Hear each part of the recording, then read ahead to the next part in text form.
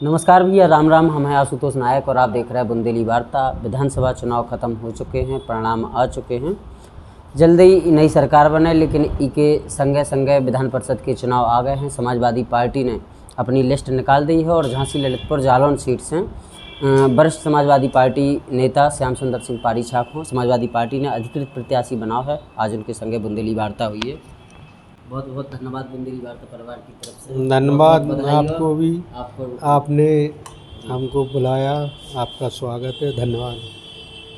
इतनी लंबे समय से समाजवादी पार्टी में जुड़े, बीच में भारतीय जनता पार्टी में भी हुआ है, अनुभव का रहा समाजवादी पार्टी को और भारतीय जनता पार्टी को कैसे, जो सवाल बहुत ज़रूरी हो जाता इस समय पे, कैसे हाल ही में विधानसभा चुनाव ख़त्म भए हैं और परिणाम ऐसे आए कि समाजवादी पार्टी के नेता स्वीकार नहीं कर पा रहे। आपको क्या विचार है आपकी पे? काटपुरी है सबसे पहले। देखिए, सबसे पहले तो जो जनमत होता है जी उसको जनप्रतिनिधि को स्वीकार करना जी चाहिए। जीत हार कुछ भी हो, जी प्रजातंत्र में जनता का मत सर्वप्रिय होता है। जी और आज समाजवादी पार्टी जो हार रही है अपने बुंदेलखंड में, जी उसको हम स्वीकार करते हो, आगे उस पर हम लोग मनन करेंगे जी कि अगले आने वाले चुनाव में हम कैसे आगे बढ़ें। जी जहाँ तक बात है पूरे प्रदेश की, तो आप समझ रहे हैं कि जो डबल इंजन की सरकार है भारतीय जनता पार्टी,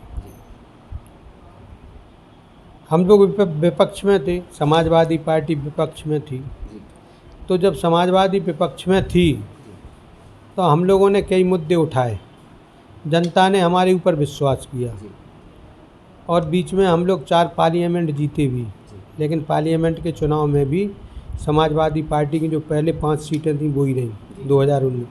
इसके बाद विधानसभा का चुनाव हुआ।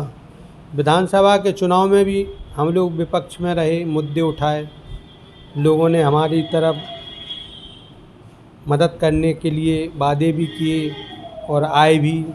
जो आदरणीय राष्ट्रीय अध्यक्ष जी हैं, हम लोग जब उनका चुनावी रथ चला तो उस समय माहौल बना। तो जब माहौल बना तो जो देश और प्रदेश की भारतीय जनता पार्टी की सरकार है वो एकदम घबरा गई और पूरे के पूरे उन्होंने, क्योंकि राष्ट्रीय पार्टी है, और पूरे जितने देश में नेता थे वो सारे नेता उन्होंने ला करके उत्तर प्रदेश में भेज दिए। यहाँ तक कि स्वयं प्रधानमंत्री जी भी, माननीय गृह मंत्री जी भी, माननीय नड्डा साहब, सारे के सारे, माननीय राजनाथ सिंह जी, कोई ऐसा बड़ा नेता सबका डेरा भारतीय जनता उत्तर प्रदेश में गिर गया। तो अब अकेले हमारे राष्ट्रीय अध्यक्ष जी अखिलेश जी थे, लेकिन हम उनको धन्यवाद देते हैं कि वो अच्छे लड़े, उन्होंने अपने विचार रखे, जनता ने स्वीकार किया। 47 सीटें थीं, बढ़ कर के हम लोगों के गठबंधन की सीटें 122-25 तक आई हैं। और विपक्ष में अब हम लोग हैं, देख रहे हैं कि भारतीय जनता पार्टी क्या करती है। जितने भारतीय जनता पार्टी ने घोषणा पत्र में जो वादे किए थे वो कभी पूरे नहीं किए। चाहे आप 2014 का देख लो, चाहे आप 2017 का देख लो, चाहे आप 2019 का देख लो। लेकिन फिर भी चूँकि जब जनमत है तो हम भी स्वीकार करते हैं उस जनमत को।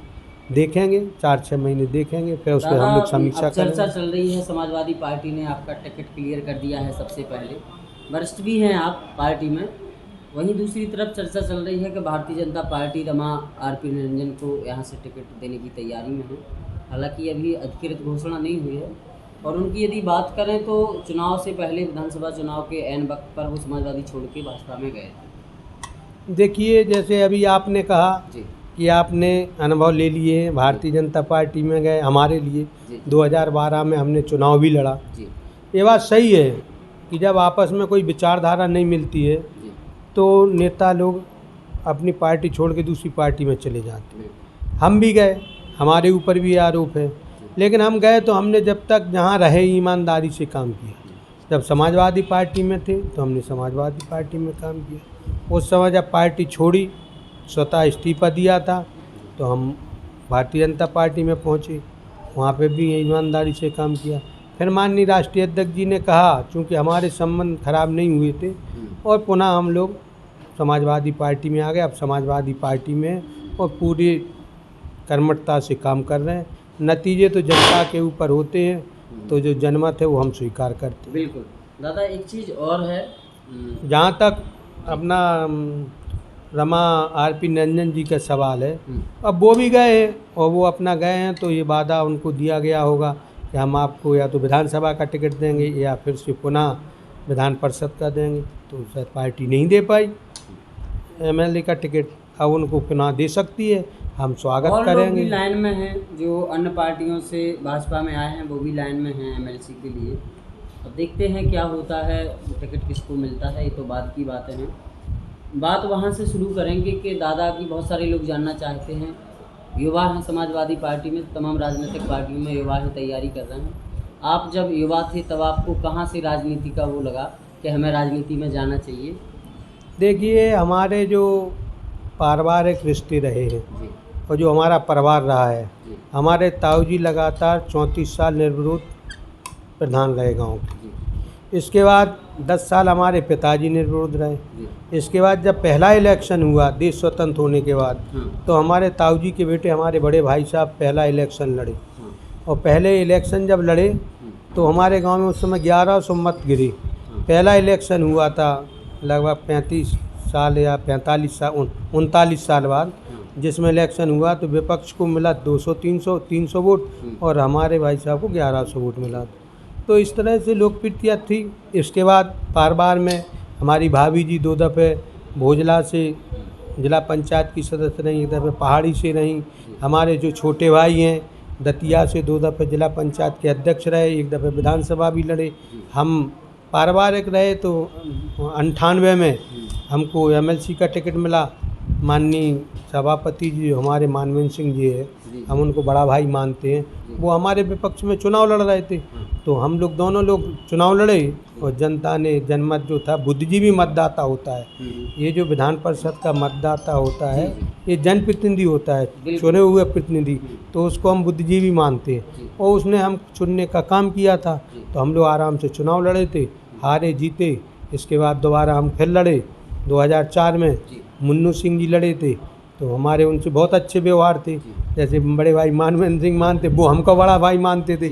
जब भी छोटे भाई हमारे दतिया में जिला पंचायत के अध्यक्ष थे, वो शनिवार को माता रानी के दर्शन करने पीताम्बर आते थे तो हमेशा बैठ के बात हुआ करती। तो प्रेम संबंध हमारे मधुर रहे, कोई भी पार्टी रही हो, हम लोग कोई हो लेकिन संबंध उससे बढ़िया रहे। हम लोगों के व्यक्तिगत संबंध बहुत मधुर हैं। नीतियों के आधार पर लड़ते, पार्टी की जो नीति होती है उस नीति का हम विरोध करते। विचारों की लड़ाई नहीं है आपने हमेशा, व्यक्तिगत कोई वो नहीं रहा किसी से, व्यक्तिगत कोई लड़ाई होती ही नहीं है। हाँ। आजकल राजनीति में देखा जा रहा है लोग व्यक्तिगत लड़ने लगे हैं, इससे तू मैं, लेकिन आपकी राजनीति देख के ऐसा लग रहा है। बड़ी भी जो राजनीति होती है जी, हमने देखा है राजनीति में। अब माननीय मोदी जी की जब शपथ ग्रहण हो रही थी, अखिलेश जी मुख्यमंत्री थे तो गए थे। बिल्कुल। अखिलेश जी के यहाँ जब शादी थी तब माननीय मोदी जी आए थे, मुलायम सिंह जी के निमंत्रण पे आए थे। तो पारिवारिक रिश्ते तो चलते हैं, लेकिन जो पार्टी की जो नीतियाँ थी उनके प्रति हम लोग विरोध करते हैं। और चूँकि समाजवादी पार्टी एक ऐसी पार्टी है, आज लोहिया जी की, अम्बेडकरवाद जो अम्बेडकर जी की, चूँकि आज जो हमारा इतिहास है, संविधान है, उस संविधान की धज्जियाँ उड़ाई जा रही हैं। हम जो देख रहे हैं, बाबा साहब ने जो संविधान लिखा है, उस संविधान में समतामूलक समाज मतलब सबको एक साथ चलने का है। लोग बाग उसको समझते नहीं हैं और जब नहीं समझते हैं तो समाज में आपस में विद्वेष हो जाता है, द्वेष फैल जाता है और द्वेष फैलने से गाँव में परेशानी होती है। लेकिन आज की स्थिति जो भी है, हम मानते हैं कि भारतीय जनता पार्टी की ओर जनमत मिला है और हम स्वीकार भी करते हैं उसको कि चूँकि जनमत मिला है तो स्वीकार करना चाहिए। हम लोग पुनः जनता के बीच में जाएंगे। राष्ट्रीय अध्यक्ष माननीय अखिलेश जी की नीतियों से आप पुनः अवगत कराएंगे, आज नहीं तो कल हमारा अच्छा हो। दादा, एक फिल्म चल रही है अपने यहाँ, आपने भी नाम सुना होगा, द कश्मीर फाइल्स, नाम सुना है दादा? देखिए, नाम तो सुना है, हमने देखी नहीं है, लेकिन हम इतना जानते हैं कि देश की एकता अखंडता कायम रहना चाहिए, आपस में विद्रोह नहीं होना चाहिए और एक हिंदुस्तान हमारा टूटना नहीं चाहिए, आपस में भाईचारा रहे। बस हम इतना ही कहना चाहें। बहुत बहुत धन्यवाद दादा, बहुत बहुत।